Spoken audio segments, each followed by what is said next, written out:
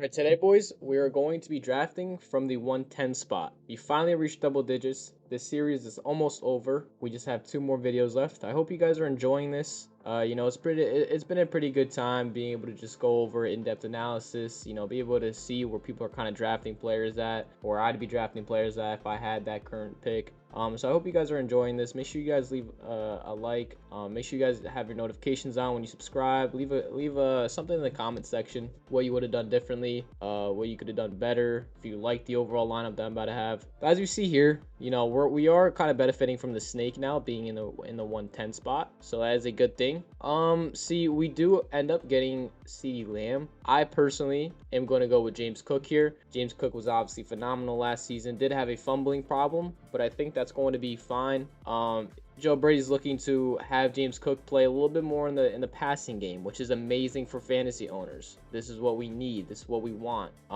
So I'm totally fine with this pickup. And if Chase Brown falls to us, we will be picking up Chase Brown. That double running back duo would be nasty. Good pick from him. He did pick up Chase Brown, but we do get K9 still, which I'm not mad with at all.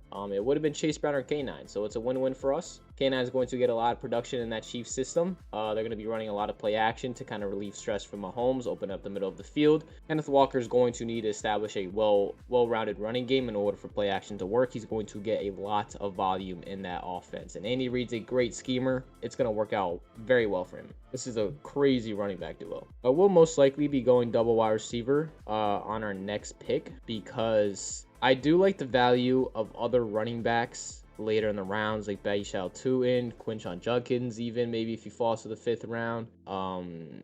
Jadarian Price, I'm very high on, so I probably will be going double wide receiver here, even if that does mean we'll have to reach. Not a big problem for me at all. But if you guys do see the new background, I am in my new Tennessee apartment. If you do look at the other video that I just posted today, August 16th, there was some connection issues. Good thing it didn't affect the video. It did affect the draft a little bit. Hopefully that doesn't happen again, but we'll see what happens. It's been good so far, knock on wood. So all right, as our pick comes up, we can kind of gauge on who we will be drafting. Like I said, I probably will be going double wide receiver here, so hopefully a guy like T or Zay Flowers falls to us. That will be the best option. I think they're going to be both very explosive, have a good season next season. They just got paid, still the wide receiver 1. I think he'll just have a fine year. Unfortunately, we don't get him.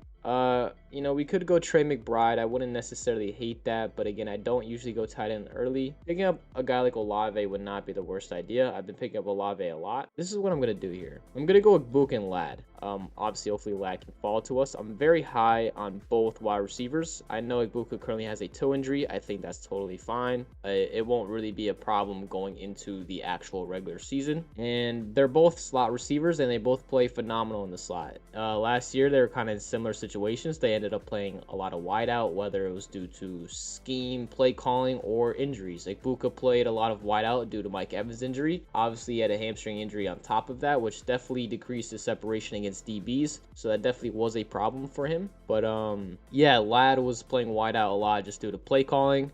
These guys' success rates go through the roof when they play slot. Ladd McConkey had a great rookie season because he was playing a lot of slot. We're going to see him in a lot of slot situations next season due to the heavy personnel they're going to be having, due to the tight end pickups and just the overall tight end play that they have going into next season. He does end up getting Ladd McConkey. We could end up go Olave here still. That wouldn't necessarily be a bad pickup. You can either go Tet or Garrett here if you are looking for another wide receiver. See, I want to go Olave, but I've been choosing Olave a lot. I want to kind of switch it up for you guys. I'll just go Olave. If you went Ted or Garrett Wilson, it wouldn't have been a bad pick at all. We were going to go Olave first. We ended up picking him up in the snake anyways. That's pretty funny. But Igbuka is going to be playing a lot of slot next season because of Zach Robinson, who is the new offensive coordinator for the Buccaneers. He's trying to focus on keeping Igbuka in the slot and having similar route trees of a slot receiver, which is where Igbuka plays the best at. We saw him from week 1 to like about week 6 or something. Play phenomenal in his rookie season. Make acrobatic catches, route DBs up. He was amazing in the slot. We're going to see this from Igbuka and we're going to see this from Lad. I'm high on both of them. Unfortunately, we couldn't pick up Lad, but I'm also high on Olave. If you guys haven't already, make sure you guys go head on over to rotabot.ai and use code NICK, N-I-C-K, if you do want a 7-day free trial instead of a 2-day free trial. This can help you analyze trades, whether or not you're getting the right value or if you're getting ripped off. It can also help you out with drafting. You can literally plug your entire league into it if you have Yahoo Fantasy, Sleeper, or ESPN Fantasy. It can give you the draft rankings. It can tell you if you got the right value in that certain situation during your drafts. And you can also ask the AI any questions you want. Who has the harder wide receiver matchups or running back schedules? Yeah, you can sync your league. It's really good. It can help you out with all different things in the fantasy world. So I think it's a great thing for you guys. It'll definitely help you out in fantasy this next upcoming season. If you don't use code Nick NICK, you only get a 2-day free trial, not a 7-day free trial. So I highly advise you guys to go do that. Okay, as our pick is up, we will probably be going a wide receiver again. I wouldn't necessarily hate that. Christian Watson isn't a bad pick. Davante Adams isn't a bad pick either. Let's see here. Yeah, I think we'll end up just going with Davante Adams. I think he'll have a fine year next season. They still have a very overpowered offense. He's a great flex to have, very versatile. You can plug him as the wide receiver 1, the wide receiver 2, flex. It's very versatile. I don't think he's going to get as many touchdowns as he did last season, but I do think he's still going to get a lot of touchdowns. Or at least a lot of end zone targets, or red zone targets, I should say. I think he's still gonna have a fine year next season. Then on our snake, being in the 10 spot, you would kind of have to reach a little bit, which is totally fine. Me personally, because of what we have, I will, and because we kind of need a running back now. You could go depth with wide receiver. I just personally don't like the pickups here. Like, I'm not high on Evans, I'm not high on JMO. Marvin Harrison I'm kind of high on, but that'd be a little bit more of a reach. I'd rather get a well-established quarterback at this time. I think going with a guy like Drake May I would not hate at all. He had an MVP, pretty much an MVP season last season. You could go with Joe Burrow as well. I don't hate that at all. Drake May kind of has more of the running game part of it, and he also has a better supporting cast next season. As you guys see this trend here, later into the rounds, like I think from like pick 8 to pick 11, you end up going quarterback a little earlier than I would usually go, just due to a little bit of dryness later in the rounds. You know, a lot of questions. Like, there's questions of Harrison, at least with this pick, and this value right now. Harrison would be a fine, pick up for your bench, maybe at a different pick, because I do remember picking Harrison up later in drafts and different type of drafts. But it seems like we will be having to go quarterback here from like pick 8 to 11, if you guys have seen that. Like, I'm not high on JMO, I'm not high on Evans. Like, BTJ is fine. I think we'll just be losing value here if we didn't go quarterback. All right, as our pick is up, it does look like we can get 2 rookies here, one from Tennessee and one from New Orleans. Either of these pickups wouldn't necessarily have been fine. There's a lot of upside, of course, with both of them, both in more updated offensive supporting casts, which look better. I personally think going with Godwin here would be a great wide receiver too. He's also well established. There has been some injury problems in the past, but I do think with this new type of offensive scheme, he'll work just fine in that system, especially with Baker Mayfield being in his contract year. He's going to want to play well. He has something to play for, which is definitely going to be a good morale boost for the overall team, because Baker's going to play at a very high rate next season, or he should, at least, if he wants his market value to go up. And then on the turn, I would love to go with the J.K. Dobbins here.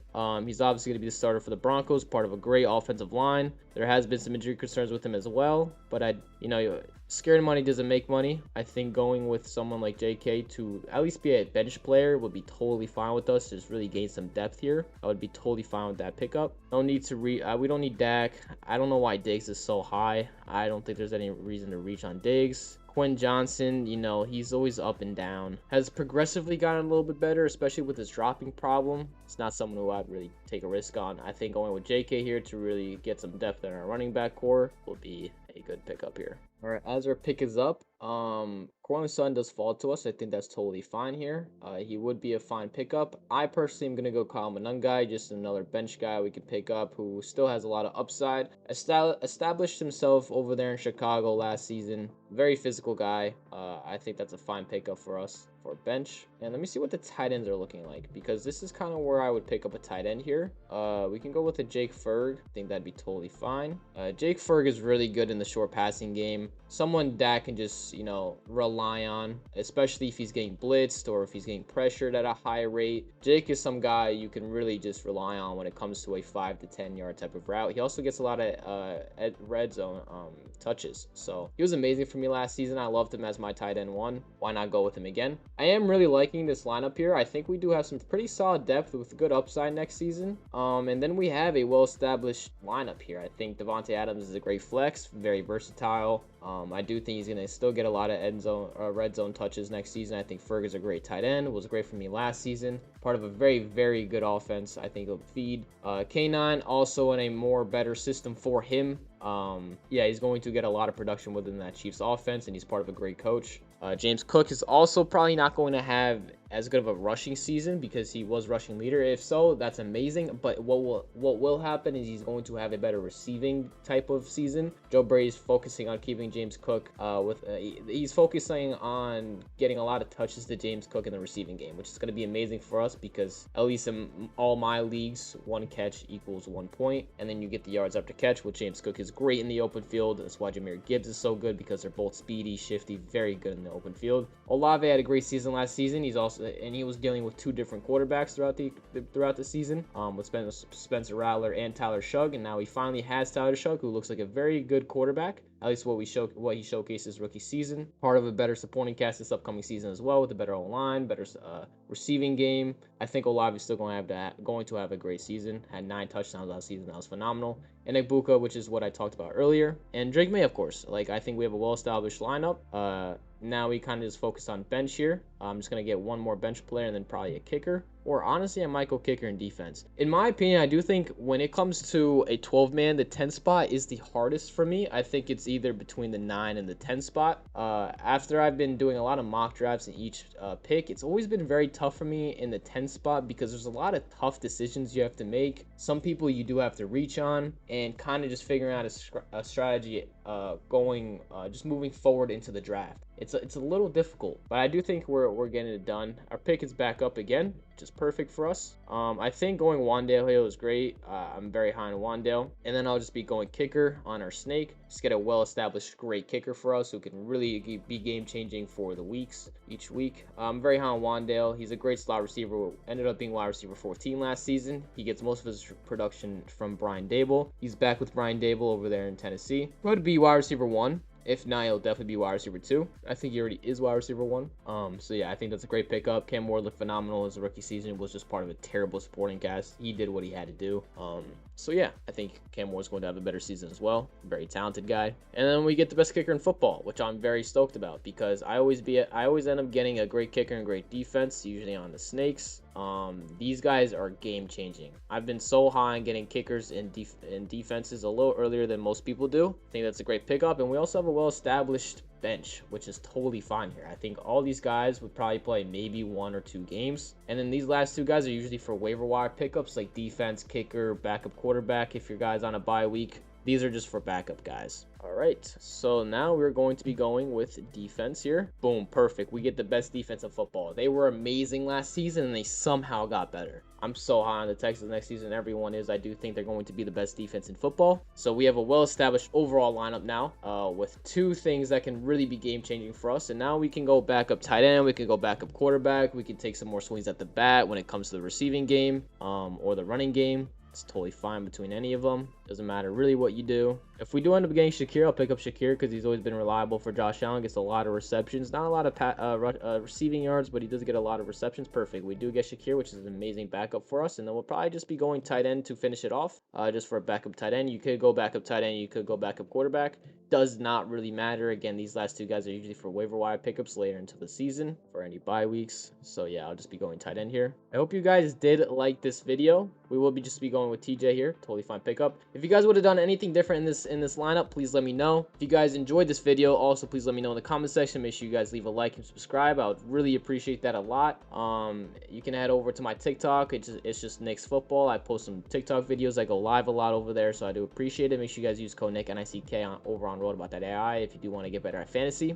But yeah, just let me know. You can rate it 1 through 10 on my lineup and how I did on pick 10. So let me know how I did, guys. But I appreciate a lot of support from you guys. I'll see you guys in the next one.